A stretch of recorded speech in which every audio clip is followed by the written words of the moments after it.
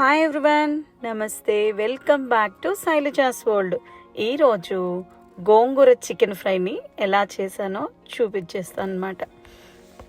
ముందుగా చికెన్ని మ్యారినేషన్ చేసి పెట్టుకోవాలి. ఏమేమి వేసానో చెప్తాను. తర్వాత ఆనియన్స్ అన్నిటినీ బాగా చిన్న చిన్న ముక్కలుగా, చాలా చిన్న ముక్కలుగా చాప్ చేసుకోవాలి. తర్వాత అలాగే టమాటాస్ని కూడా 2 టమాటాస్ సరిపోతాయి. ఇక్కడ నేను ఒక్క ఆనియన్ తీసుకున్నాను, 2 చిన్న సైజు టమాటాస్ తీసుకున్నాను. 2 టమాటాస్ సరిపోతాయి. అవి కూడా అంత పండలేదు, అంత పచ్చిగా లేదనమాట. ఇవి నేను మా గార్డెన్లో పండించిన టమాటాస్ అనమాట. వీటిలో పచ్చిమిరపకాయలు, గోంగూర కూడా మా గార్డెన్లో నుంచి పండించినవన్నమాట. ఇంతకుముందు మీకు చెప్పాను కదా, మ్యారినేషన్ చేశాను చికెన్ని అని.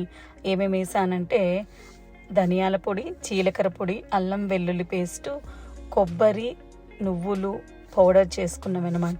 అవి కూడా వేయించి చేసుకున్న పౌడరు, కారము, ఉప్పు, పసుపు, కొంచెం ఆయిల్ వేసుకొని ఒక 2 to 3 hours మ్యారినేషన్ చేసి పక్కన పెట్టుకున్నాను.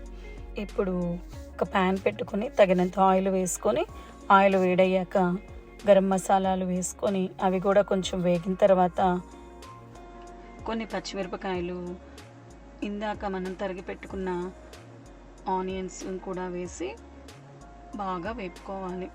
ఇవి బాగా ఆనియన్స్ బాగా మెత్తబడిపోతాయి కదా. కొంచెం మెత్తబడిన తర్వాత టమాటాస్ కట్ చేసుకున్నవి ఉన్నాయి కదా, అవి కూడా వేసేసుకోండి. టమాటాస్ కూడా కొంచెం మెత్తబడిపోతాయి కదా, అప్పుడు గోంగూర కూడా తీసుకొని వేసేసుకోవాలి. నేను ఇంతకుముందు చెప్పాను కదా, మా గోంగూర మా గార్డెన్లో పండింది అని. అది లేతగా ఉన్నప్పుడే కాడలతో సహా కోసారనమాట మా పిల్లలు. సో ఇది ఎలా ఉంటుందో అనుకున్నాను, కాడలు వచ్చినాయి కదా అని. కానీ గోంగూరని అలా కర్రీలో వెయ్యగానే ఒక 5 minutesలోనే బాగా మెత్తబడిపోయింది. మళ్ళీ దీన్ని సపరేట్గా మిక్సీ పట్టడం, పేస్ట్ చేయటం ఈ పని ఏం లేకుండా కాడలతో సహా వేసేసాను. అవి మెత్తగా పేస్ట్ లాగా అయిపోయింది.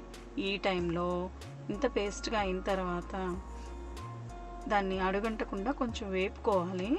వేపుకున్న తర్వాత ముందుగా మనం మ్యారినేషన్ చేసిన చికెన్ ఉంటుంది కదా, ఆ చికెన్ కూడా వేసేసుకోవాలి. వేసేసి బాగా కలుపుకోవాలి. చికెన్కి గోంగూర మొత్తం పట్టేంతసేపు బాగా వేపుకుంటూ ఉండాలి.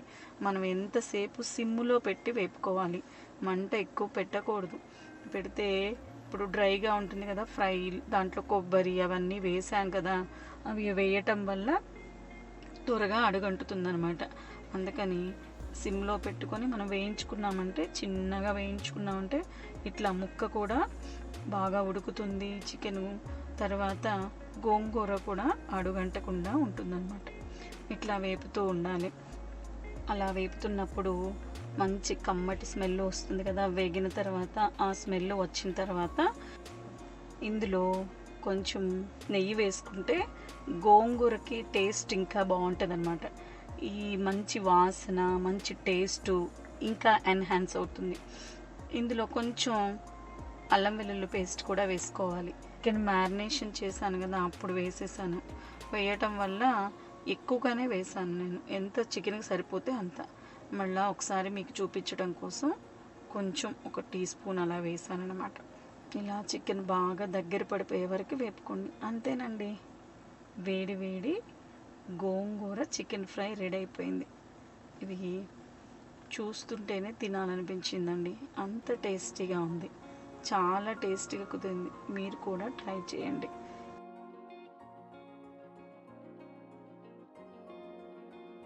ఈ వీడియో మీకు నచ్చినట్టయితే లైక్ చేయండి, సబ్స్క్రైబ్ చేయండి, పక్కనే ఉన్న బెల్ ఐకాన్ని ప్రెస్ చేయండి.